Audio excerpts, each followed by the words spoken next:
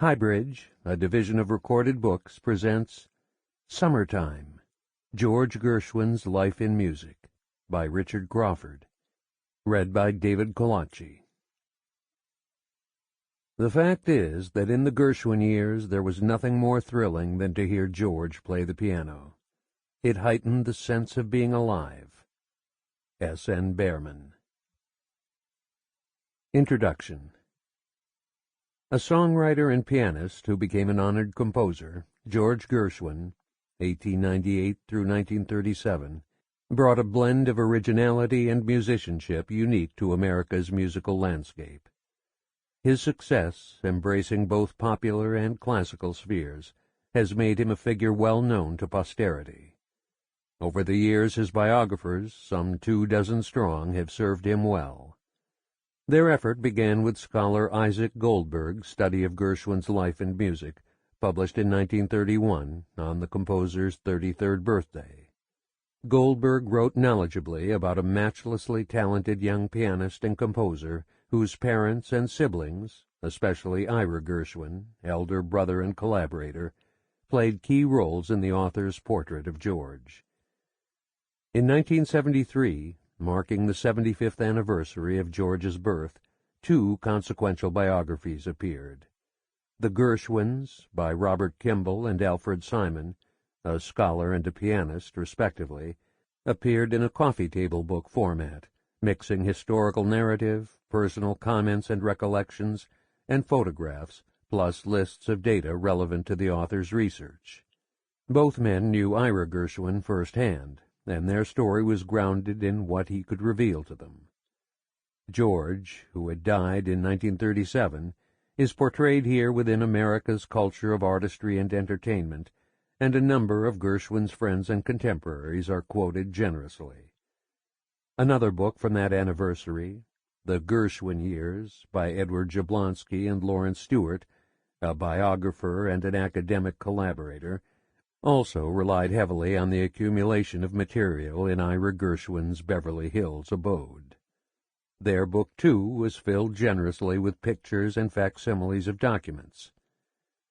More recently, by 2005, musicologist Howard Pollack had researched George Gershwin, his life and work, rigorously, producing a singular account of a prominent American composer's music and its history, and of his artistic accomplishments. Pollack's impressive tome covers its subject's work in detail, while mostly steering clear of the life Gershwin led as a force in America's cultural landscape. These books stand as a substantial core in a roster of biographies with varied qualities. Thanks in part to them and to the efforts of other writers, Gershwin's achievements are well known today. Most of all, the verve and panache of his music has won a place for it in the world's soundscape. But what justifies the appearance of a new Gershwin biography now, 82 years after his death? The answer lies in the perspective of the story told here, an academic scholar's account of Gershwin's life in music during the composer's own time. Who is that author, and how did this book come to be written? The author of Summertime, George Gershwin's Life in Music, has specialized in the study of America's music. Growing up in Detroit in a family that encouraged piano lessons, and where public schools offered instrumental instruction and organized ensembles, I spent much of my youth making music. Though awkward at the keyboard, I took lessons for several years from a piano teacher whose tutelage, grounded in European masters from Bach to Schumann, guided me through the variety and challenge of a pianistic zone that my technique could negotiate, more or less. As a saxophonist in bands and orchestras, too, I played pieces ranging from marches and dance music to classical overtures and tone poems. During those years I also sang in school choruses and a church choir, groups where singers, sopranos aside, learn the satisfactions of making harmony. At the same time, thanks to the phonograph, I learned that jazz was the music I was most drawn to hear and to perform. Playing sax for several years with friends in a jazz-based quintet, opened the door for me to the art of improvising. And thanks to a diligent leader who fashioned an infrastructure for us, we played for dances and other functions for pay. In retrospect, it could be said that my youthful years were lived to a soundtrack of music from Bach to Brubeck, an aural spectrum rich in moments that could bring a tickle to the spine and a lump to the throat. I began college in 1953 with engineering in my sights to prepare for a life in the family's foundry business. But by the second year, stepping up my listening and finding plenty of music making on the University of Michigan campus, I discovered plenty to engage with, especially classical concert going. Soon my saxes, alto and tenor, were consigned to the closet, for Ann Arbor already had enough decent sax players to handle the work available. In those days, jazz music was verboten in the halls of the University School of Music. By my third year in college, I knew I was a musician at heart, if far from a skilled maker of music. So I looked into a transfer to the School of Music. I learned that the curricula most appealing to me were for budding composers and performers, neither of whose skills fit my capacities. That year found me accepting an invitation to conduct a group of friends in a choral competition, but the university offered no program in conducting. A course of study in music literature, history, and criticism was also described in the catalog. That approach struck a note appealing to a reader of books about the composers and the music that I was learning to love. But the program gave no hint of a postgraduate future, and with 3 siblings in the Crawford family to be schooled after me, that option wouldn't fly. Thus, the field of music education, training music teachers for elementary and high schools, proved to be my sole sensible option. That curriculum included 2 years of courses in both music history and music theory, plus participation in an ensemble, but little else that intrigued me. Nevertheless, I'd never been schooled in either of the core subjects required, and the music education program would lead to a job. So I applied to transfer from engineering to the School of Music and was accepted as a music education major. By the time I won a bachelor's degree in music ed, followed by a master's in music literature, history, and criticism in 1959, I had figured out that my future lay in a field called musicology, the scholarly and historical study of music. The Michigan Graduate School offered both human and institutional assets in that field that enabled me to find a course to a future that I never could have anticipated. Among the teachers in the University of Michigan's Rackham Graduate School were 2 scholars, both inveterate lovers of music, whose varied approaches left me with enough freedom to lead to an unorthodox path. Professor Hans T. David, German-born and educated, and known for his writings on the music of Johann Sebastian Bach, brought to his students a deep understanding of Western music history from the Renaissance through the time of Haydn and Mozart. In seminars, leading us through the workings of master composers, he preached that the quality of our musical knowledge would depend on our command of language, both oral and written. Professor David's English, not his mother tongue, was clear, nimble, and unpretentious. And the literary models he recommended to his students, the King James Version of the Bible, the New Yorker magazine, urged us to steer our written voices toward economy, power, and grace rather than academic formality. The first paper I wrote for Professor David earned a B-, with copious comments in green ink citing lapses in the writer's self-scrutiny. I also had the good fortune to work with Professor H. Wiley Hitchcock of the School of Music. A veteran of World War II and an accomplished musician, Hitchcock dispensed clear, learned, and often inspired teaching. His research centered on French and Italian Baroque vocal music.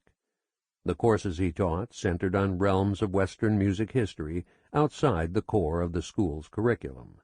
music of the medieval and Renaissance eras, 20th century classical music, and a one-semester survey of music in the United States.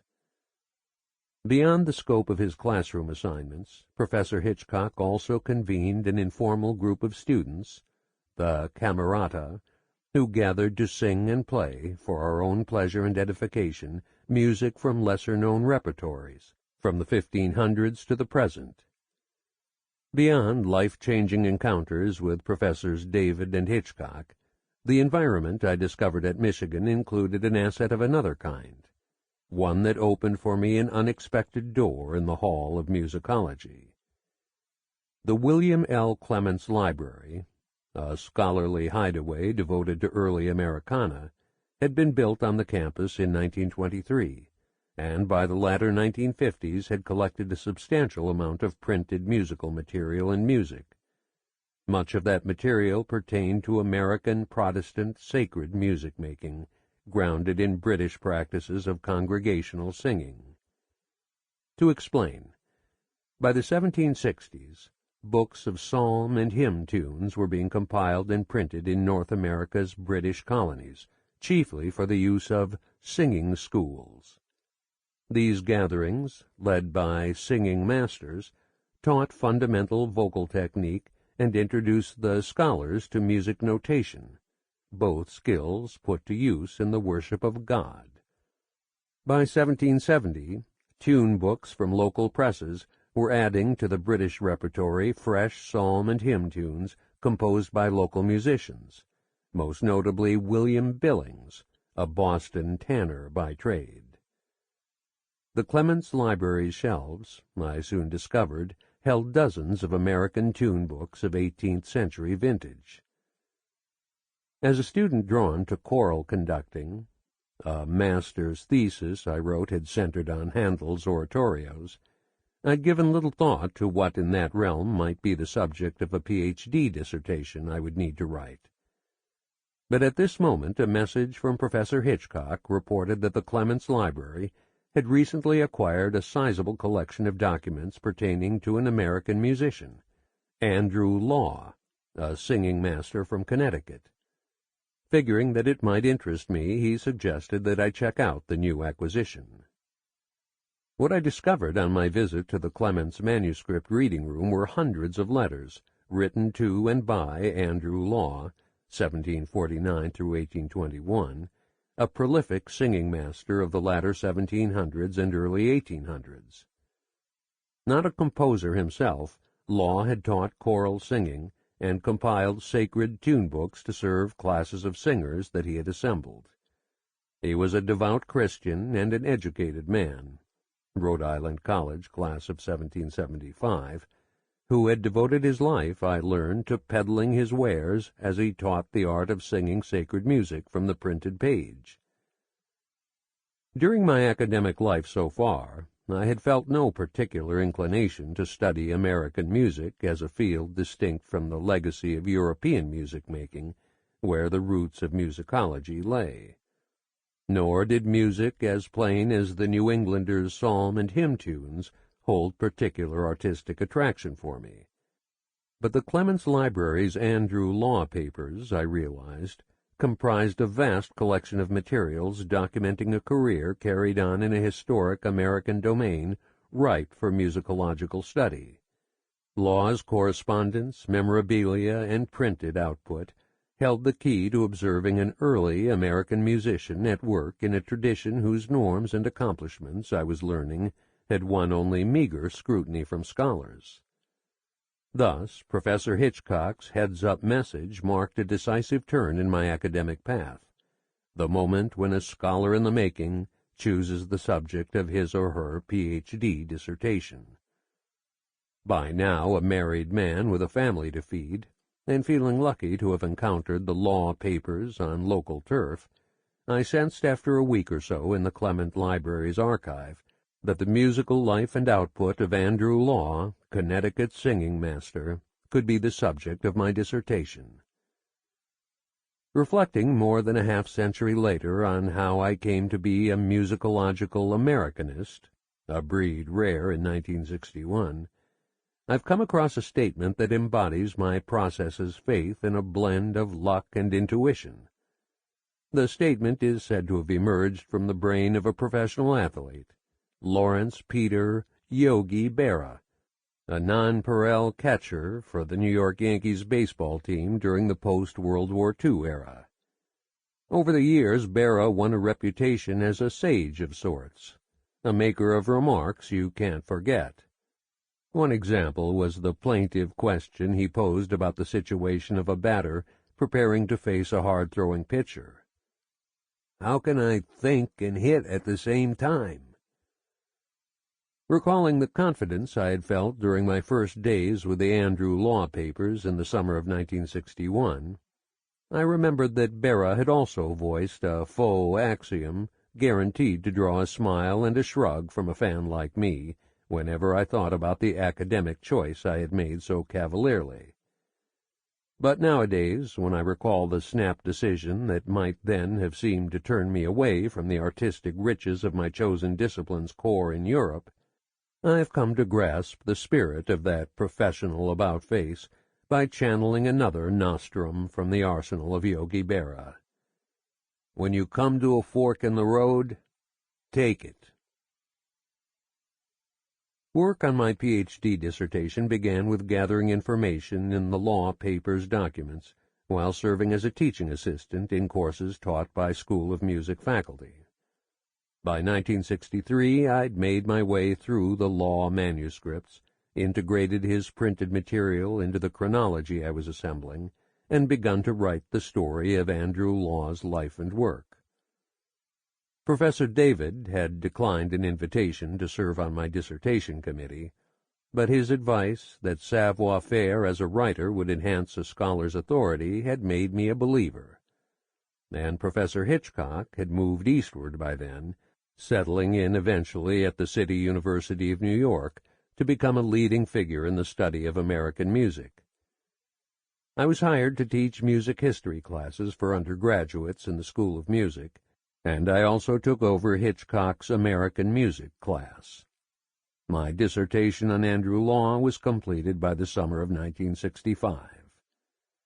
During that year, a political decision was made in Washington, D.C. that proved fortunate for the course I was taking. The U.S. Congress passed legislation enacted to promote progress and scholarship in the humanities and the arts in the United States.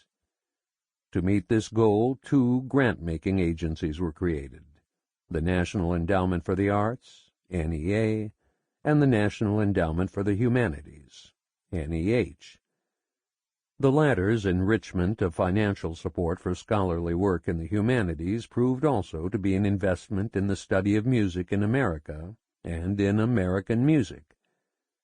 Between 1965 and the bicentennial of the American Revolution in 1976, interest in American music rose steadily in the field of musicology, as both experienced scholars and new ones found academic opportunity in fresh forays into music made in the United States.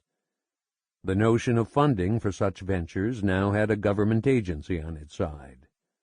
Indeed, I wondered at the time if that shift in attitude had anything to do with Northwestern University Press's publication of my dissertation as Andrew Law, American Psalmodist, 1968.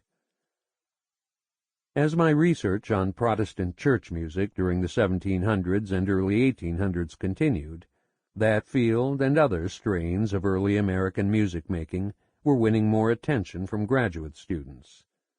And the years approaching the bicentennial celebration in 1976 brought a surge of scholarly interest to the study of American composers, past and present. Dominant among composers discovered in this moment was Charles Ives. Born in 1874 in Connecticut, schooled in composition at Yale College, and successful as a businessman who had fashioned, more or less in obscurity, a flow of compositions in a uniquely American style, his music now came to the fore. As Ives's own 100th birthday drew nigh, he was studied and lauded as an idiosyncratic and luminary figure, a radical maker of American artistry. A fresh generation of American composers followed. Born around the turn of a new century, many among them sought training in Europe, finding varied ways to sustain careers on America's musical scene when they returned. As 20th century artists, they were touched by varied manifestations of modernism. Beyond composing and tending to their musical output, these artists also exercised their talents as performers. Some took on varied teaching opportunities, while others wrote and lectured about their music and that of their contemporaries. As for vernacular music outside the church, musicologically trained scholars and students came forward who performed or fancied band music, blues music, jazz music, rock and roll, or other varied emanations of this country's entertainment industry. For them, America was now offering a near boundless arena in which scholarly curiosity was free to roam. George Gershwin, born in New York in 1898, belonged to that generation. A composer whose command of the realm of melody, success in popular songwriting, assimilation of a jazz-based idiom from black pianistic colleagues, and passion for learning about his art enabled him to stand apart from his contemporaries. Bringing to his work a compositional voice appealing to listeners on both sides of a purported classical-popular divide, Gershwin was a unique figure on the American scene. But as the teacher of a one-semester course on America's music, I was slow to perceive him as a major figure in that history. I believed in his talent, for jazz musicians, whose imagination and skills I esteemed, included Gershwin songs in their repertory of standards, which I took to mean that he had composed melodies and harmonic plans good enough to invite solo improvisers and arrangers to invent their own versions of his music. Nevertheless, and for whatever reason, I was slow to warm up to his classical triumphs: the Rhapsody in Blue, 1924, Concerto in F, 1925, and Porgy and Bess, 1935. The incident that brought Gershwin into my purview in 1972 was a strike by African-American students at the University of Michigan, insisting that their numbers on campus be boosted substantially.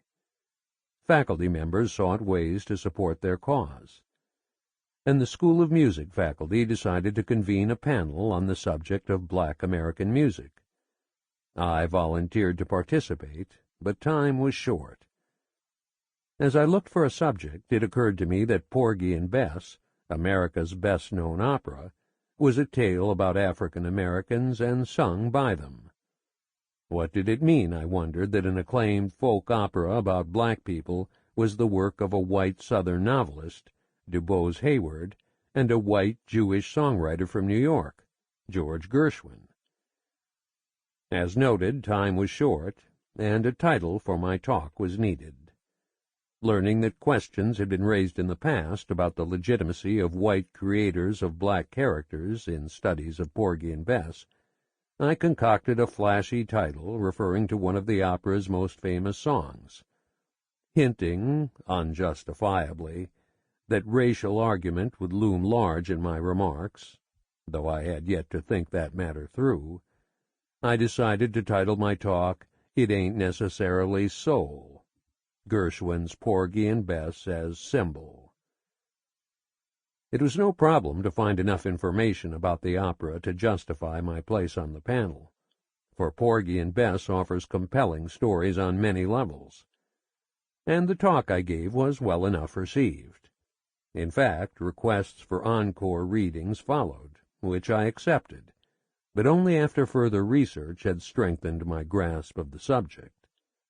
This event taught me that, unlike my experience with early American psalmody, if George Gershwin was announced as the subject of an academic talk, an audience was likely to appear primed for enjoyment.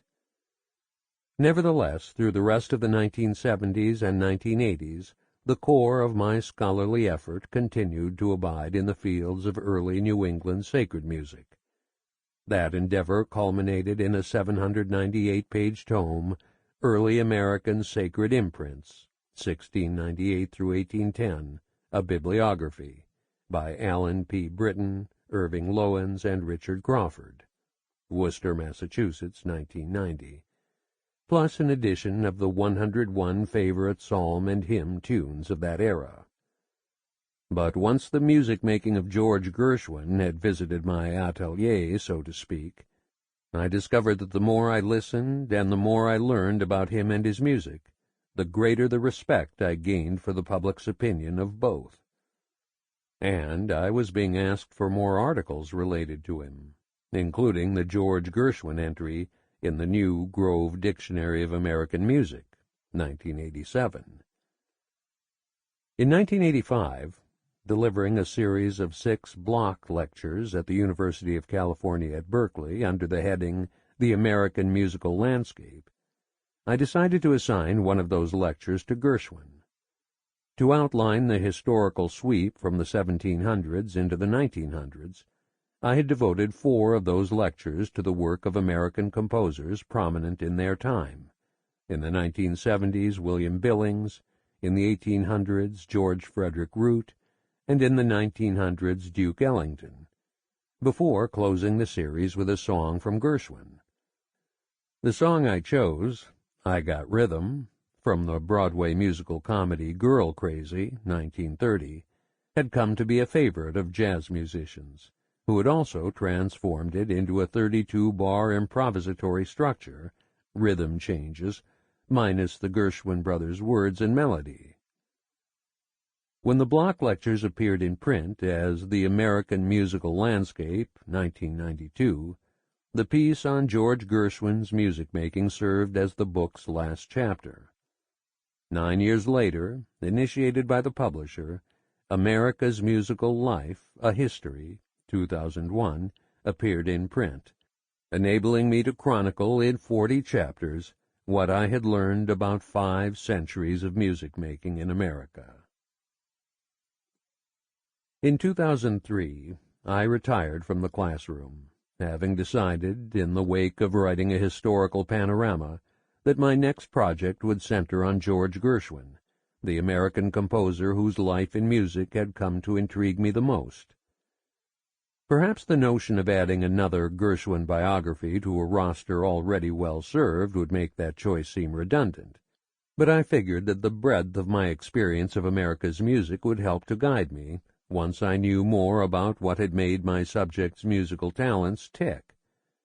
So, as with Andrew Law decades ago, I compiled a chronology of George Gershwin's life and work, reporting the full contents of the documents available, letters and notes, articles and reviews, contracts and other written items.